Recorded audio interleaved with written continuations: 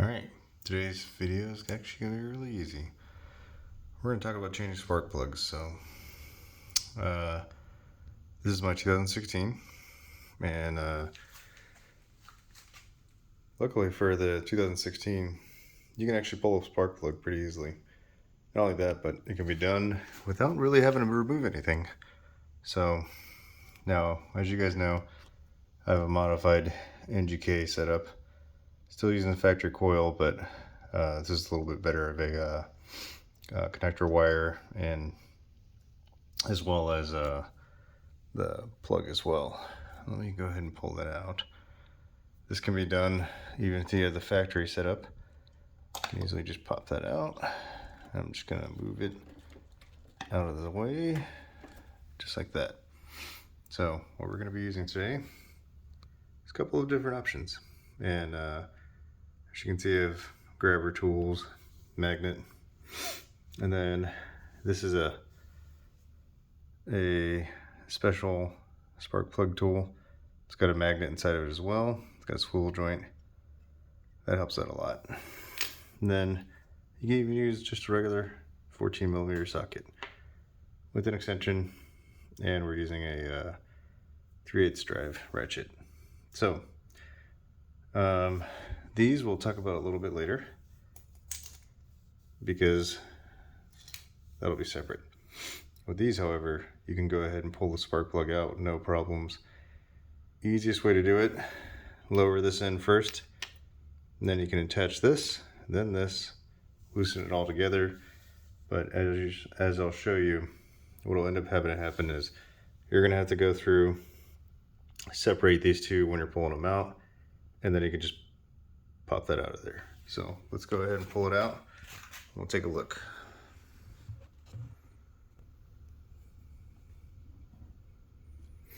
Okay.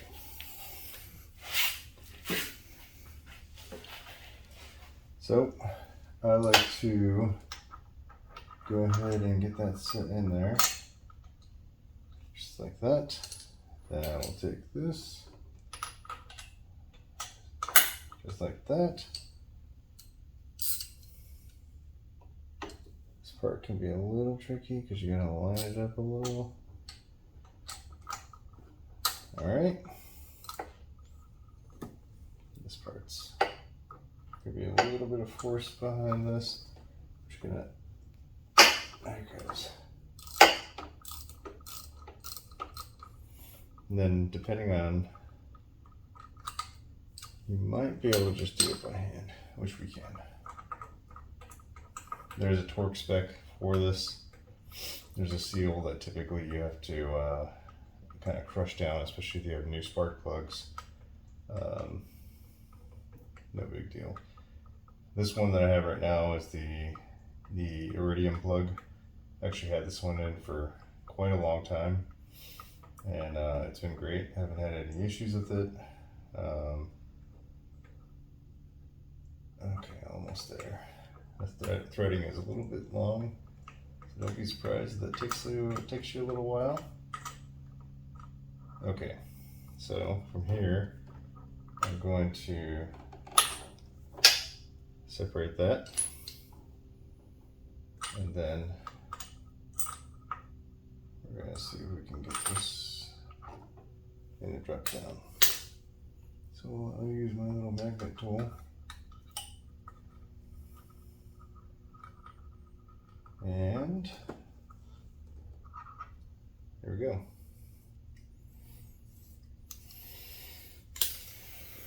So spark plug's out.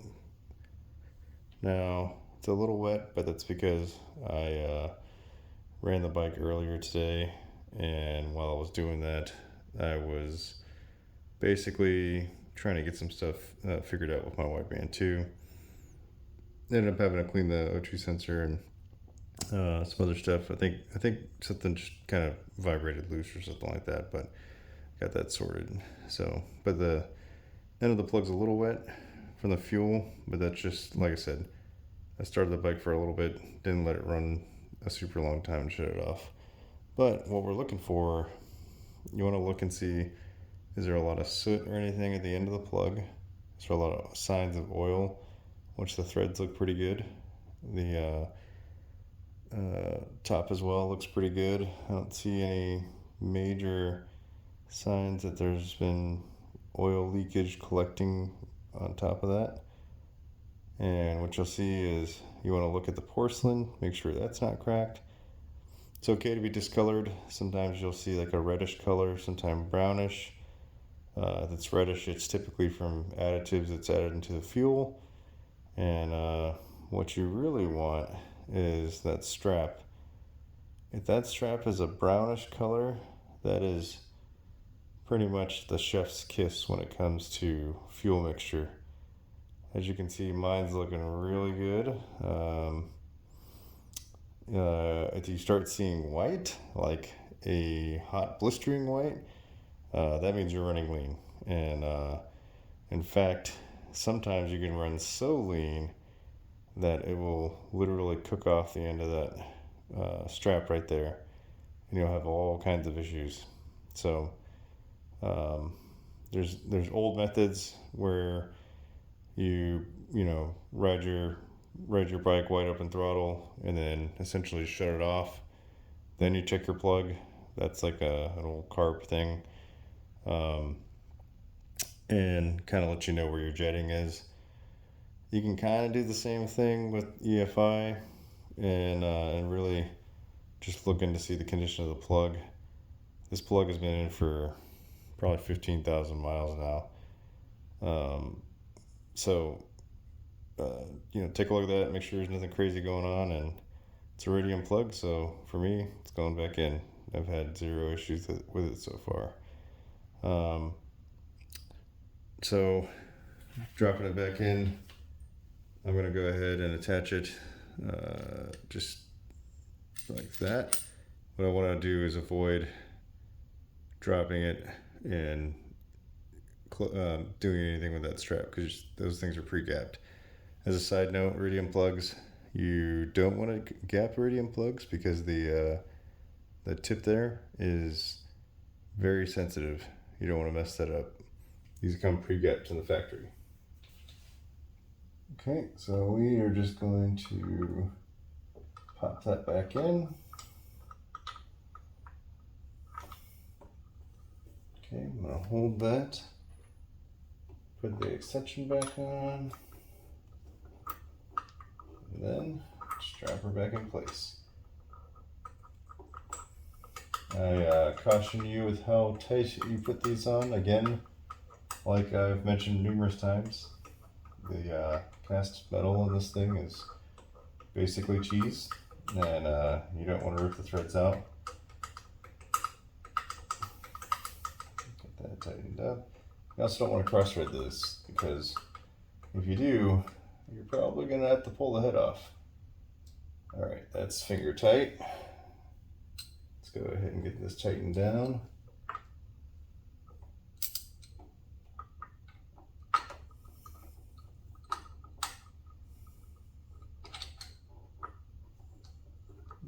Rotate this a little more.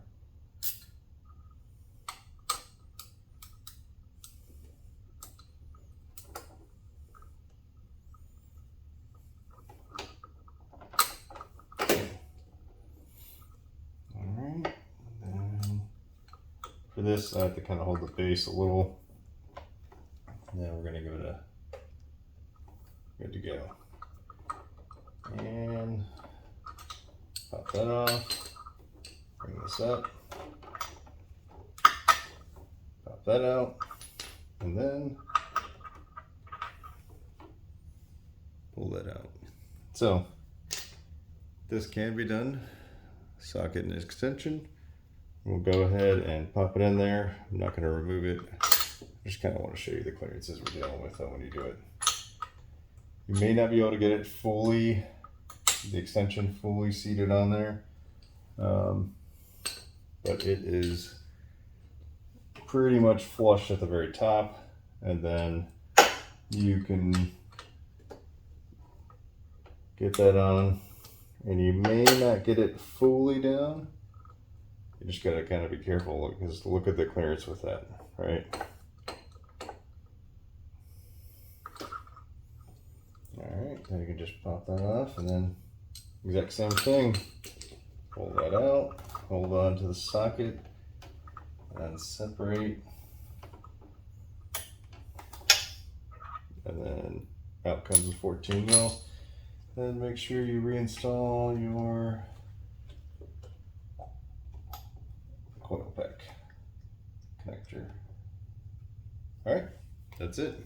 Easy day. So the reason why we have these, as you saw with the magnet that pops in there, you can usually use the magnet, get that out. This doesn't have a rubber insert inside of it, so that's why I use this. You can also use one of these grabber tools. That works out pretty well too. You're probably going to want to use a 14 mil, some kind of thin walled setup, because the tube at the top for the spark plug tube has a pretty good amount of clearance, but towards the bottom 1/3 of it, it narrows down a lot, and so something like this is probably going to be your best bet. So other than that, that's about it. If you got a first gen, easy day, you're lucky.